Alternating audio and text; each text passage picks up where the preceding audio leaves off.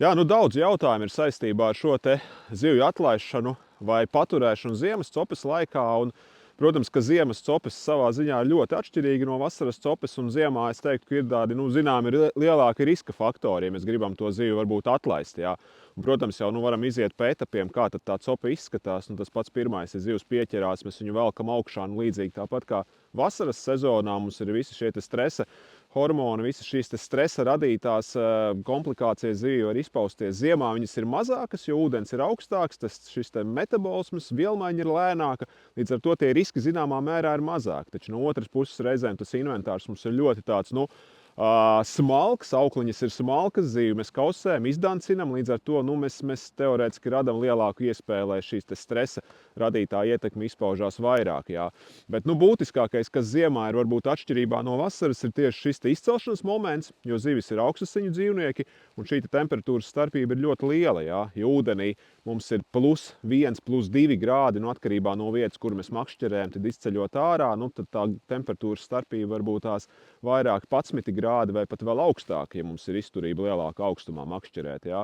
Un, kā jau iepriekš teicu, zivis ir augstasiņu dzīvnieki, un tie procesi ļoti ātri notiek. Līdz ar to visa veida apsalšana, tas ir ļoti, ļoti ātrs process. Jā. Un tie jutīgākie orgāni, jutīgākās vietas ir tās, kur ir dažāda veida mīkstie audi, primāri acis, žaunas, mazākā mērā arī spuras. Tās ir tās vietas, kas apsalst pašas pirmās. Jā.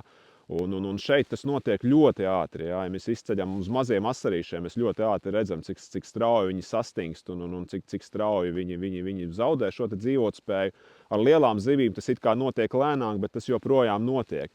Un šie riska faktori, kas palielina iespējamu mirstību, tas ir, jo ilgāk mēs viņu gaisā turam, jo tā iespēja pieaug. Jā. Līdz ar to es teiktu, ja mēs to zivi vēlamies atlaist, tās ir 11 sekundes, kuru laikā mums viss būtu jācenšas nodarīt. Protams, tas ir atkarīgs no gaisa temperatūras. Un nevienmēr tas, ja mēs redzam kaut kādu sīku, tā kā ledus plēvīti uz acīm, uz ķermeņa, nevienmēr tas automātiski nozīmē, ka zivs ir zaudējis savu dzīvotspēju. Bet mēs kā makšķernieki nevaram novērtēt, cik tas apsaldējums ir dziļš. Jā. Līdz ar to, ja tā doma ir viņu palaist vaļā, tad daram to maksimāli ātri. Vēl viens riska faktors, protams, ir šis ledus. Cenšamies zivi nelikt uz ledus, cenšamies nelikt sniegā. Sniegs ir arī ļoti abrazīvs, un vispār jau ziemas copē tas viss sāliņš ar visām ledus šķembām. Tā ir ļoti agresīva vide zivī. Līdz ar to pat zemi viņu mēģinam ilgi nevārtīt.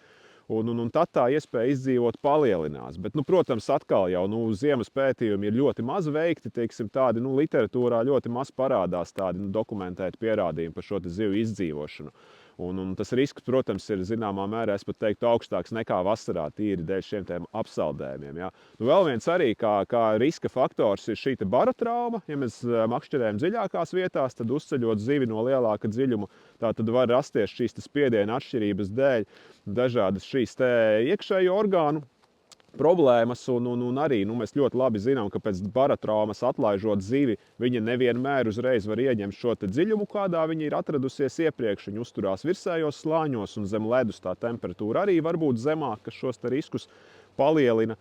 Un vēl arī no tādiem personīgiem novērojumiem, reizēm mums pieķerās ziemā liela līdaka, un tad viņu grūti iestīvēt tajā āliņģī. Un tad, kad viņi beidzot ir iestīvēti un tiek mēģināts dabūt caur to āliņģi viņu laukā, tad parasti tā pozīcija tiek vertikāli pacelta gaisā. Jā, un lielai zivij atceramies, ka tas ķermenis ir konstruēts tā, lai to visu organismu balstītu ūdens vidē, kur blīvums ir lielāks, kur tai zivij ir vieglāk balstīt sevi un uzturēties. Un gaisa vidē tā slodze uz visiem skeleta elementiem, uz iekšējiem orgāniem ir nesalīdzināmi lielāka. Līdz ar to būtu ieteikums, ja mēs to līdaku ceļam ārā, mēģinam taisīt kā atbalsta punktu, mēģinam, lai tas viss svars nebalstās uz mugurkaula un neceļam to zivi vertikāli laukā. Un zināmā mērā ir arī jāizvērtē, cik dziļi tā zivs ir to esmu ierījusi, cik mums laiks paies, lai to zivi atbrīvotu, un cik mēs viņu nomocīsim virs tā āliņģa, un cik ilgi viņa atradīsies šajā gaisa vidē. Jā, jo tas viss ir ilgāk, jo šie riski zivi izdzīvot palielinās. Nē, jebkurā gadījumā tas ir jāpiekopja, jo mums joprojām arī ziemā zivju minimālie izmēri ierobežojumi nav atcelti. Ja mums pieķerās zemmēra līdeciņa vai cita zemmēra zivs, mums viņi ir jāatbrīvo un daram to maksimāli ātri. Un ja tā ir arī zivs, ko mēs varam paturēt, nu, tad paši izvērtējam un skatāmies pēc tās situācijas. Vai mēs varam ātri to procesu izdarīt, maksimāli samazinot risku viņai iet bojā. Ja mēs redzam, ka nē, nu, tad varbūt tās ir vērts to zivi paņemt uz mājām un apēst. Jā. Un, protams, arī tīri filozofiski skatoties, ja mēs to zivi paņemam, mirstība ir 100%. Ja mēs viņu atlaižam, nu, kaut kāda varbūtība, ka viņi izdzīvos, tomēr saglabājas. Jā, arī neatkarīgi varbūt tās no tā, cik daudz mēs viņu esam samocījuši pirms tam. Tā, ka, nu, tas ir tāds tīri katram makšķerniekam arī personiskais izšķiršanās jautājums, kā tad labāk reaģēt šajā esošajā situācijā. Un bieži vien makšķernieki jau ļoti labi arī paši jūt to zivs dzīvot spēju un to zivs kondīciju, kāda viņi ir. Jā, tā kā te tāds viens ģenerāls ieteikums nebūs. Katra situācija ir atšķirīga.